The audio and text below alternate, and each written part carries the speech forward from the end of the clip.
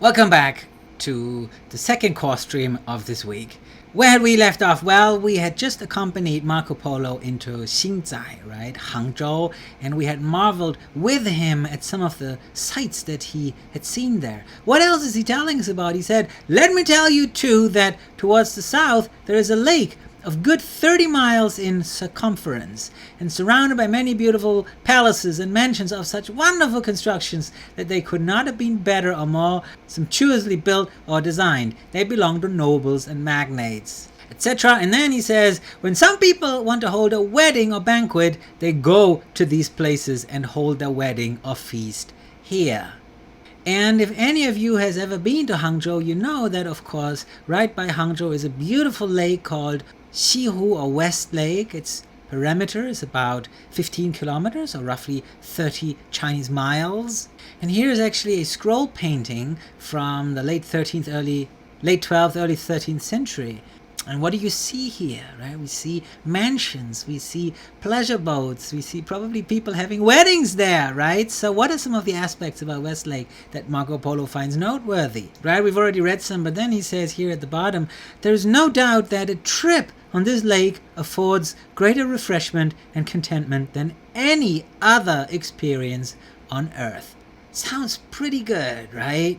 But let's head back into Xinzai. So he says in some of the many streets that give onto these squares there are numerous cold water baths, well staffed by male and female attendants who are always on duty to bathe the men and women who go there.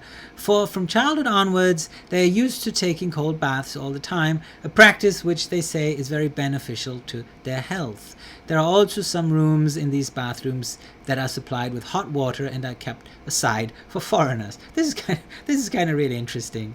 And then he says other streets are occupied by prostitutes whose number is so great that I do not dare give it. They are not just found in the area around the squares, which is where places are usually assigned to them, but all over the city. They live in great luxury with exquisite perfumes and numerous maidservants in lavishly decorated houses. And then he makes one last really interesting observation. He says among such a great population there is only a single church belonging to Nestorian Christians. Now what's that all about? And then a little later he says when Monsieur Maffeo, Marco Polo's uncle, and Monsieur Marco himself were in the city of Fuzhou, there was a learned Saracen in their company. He said to them, in such and such a place there is a sect of people whose religion is a mystery to everyone until they discovered that they followed the Christian faith. For they had books that Monsieur Maffeo and Marco studied, gradually interpreting what was written in them and translating them word by word from one language to another until they realized they were the words of the Psalter. Then they asked the people where their religion and law had come from, and they replied saying, from our ancestors. So he talks about Nestorian Christians, but then he also talks about Christians here, right? And these Christians are most likely Manichaeans who borrowed some elements from Christian worship, and which was really a dualistic religious system with Christian and Gnostic and pagan elements, founded in Persia back in the 3rd century. And it rose to prominence during the Tang Dynasty, 7th, 8th, 9th, 10th century. I'm not talking about the Tang in this class.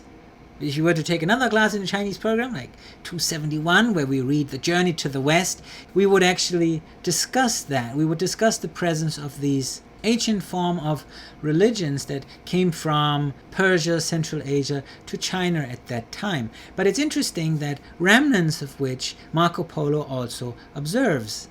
And the Yuan dynasty was actually, as was the Tang, quite tolerant towards foreign religions. And they were so tolerant that, as a result, most of these religions were eventually absorbed.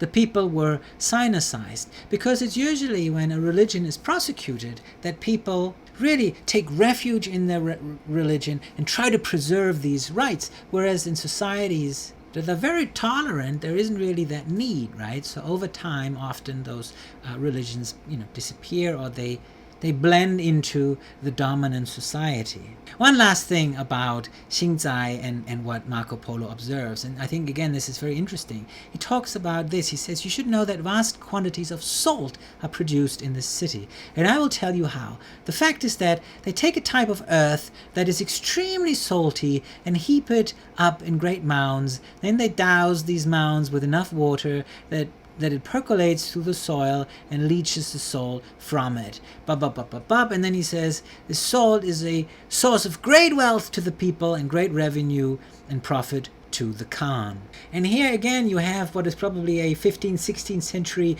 European depiction of what Europeans imagined, this production of salt would have looked like. And here is actually a probably 15th century Chinese depiction of what it really looked like. And it's kind of interesting, it's not that far apart.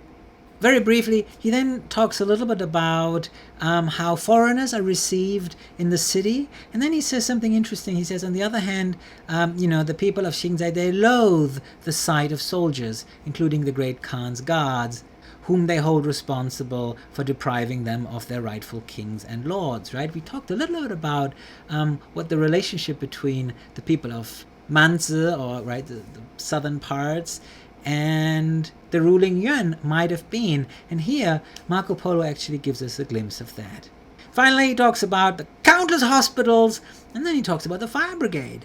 The moment they see a fire ablaze in any building, they sound the alarm by beating the drum, and the guards from the other bridges come running up to extinguish it and to rescue the goods of the merchants or whoever it may be. Isn't that amazing? 13th century Chinese fire brigade. Okay, I've talked enough. I want you to look at some more beautiful images, and I want to share with you a very famous Chinese painting. It's called Along the River During the Qingming Festival, Qingming Shanghe Tu. Very famous painting from Song Dynasty painter, and it captures a day during the festive season in the Song Dynasty capital of Bianjing, present-day Kaifang. And I've put a link here to the Wikipedia entry where you can look in detail at these images. It's a very long scroll, so you have to blow it up. But I've also posted a link to an animated version where the scroll is unrolled for you, and they then zoom in, and we sort of can follow along this beautiful painting and see what happens in the city along the river on this special day. And I think you will see that a lot of the scenes really resonate with Marco Polo's description of Hangzhou. Even though these are different cities, still a lot of it really seems very similar.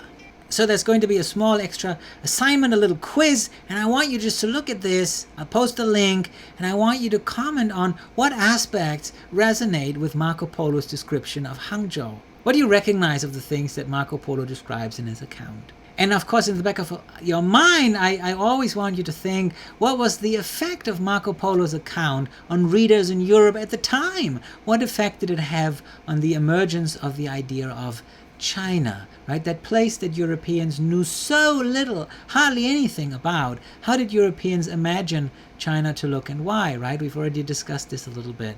What effect has his account had on Sino-Western relations? And of course, we'll also discuss this during our discussion session. So I look forward to seeing you all for that. But the main assignment for this week is going to be something else.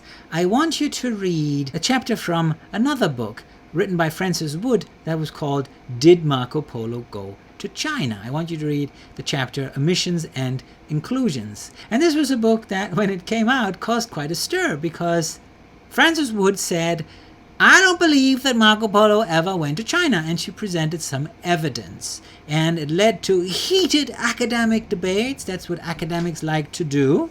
And I posted 2 book reviews. So the first one is pretty much a praise of that book, and the second one is essentially a rebuttal.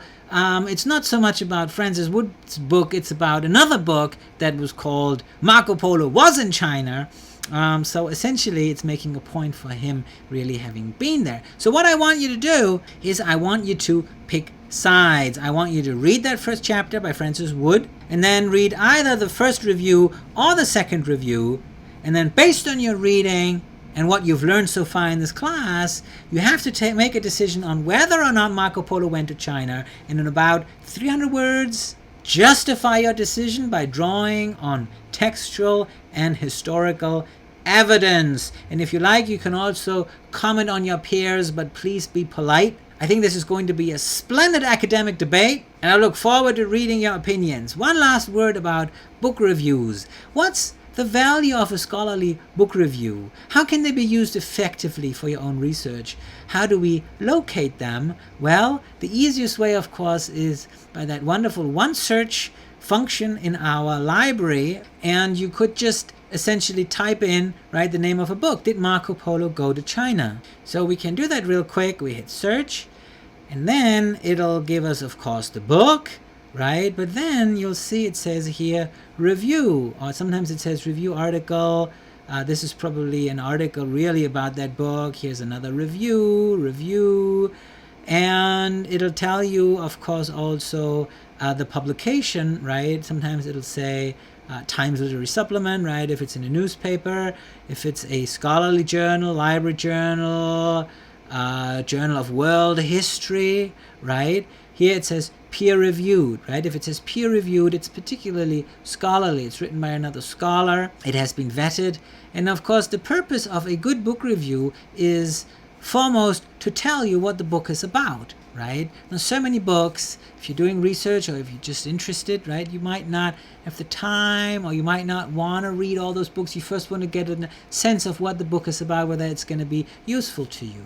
Now, a good book review also will point out the weaknesses and the strengths of a book. And sometimes, right, a book review might even lead to a huge scholarly debate if a scholar completely disagrees with the book that he or she reviews. So, reading a book review is always a good idea if you're plunging into an academic book, if somebody assigns you an academic book. It's not cheating at all. I do it all the time before I really bite my teeth into a book. I often, look at 2 or 3 book reviews.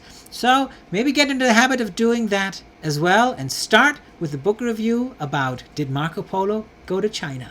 And I look forward to seeing you next week.